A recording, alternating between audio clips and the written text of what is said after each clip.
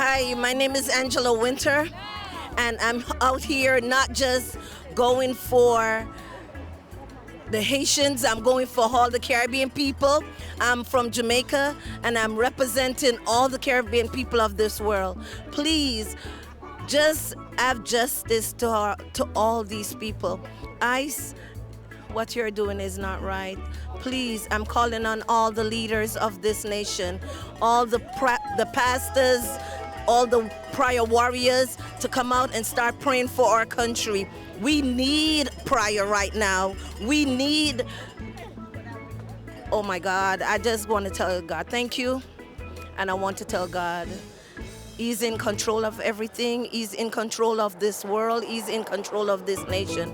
So let us come out and support this movement. Let us come out and support our Caribbean people. Let us come out and support each other. Okay, amen.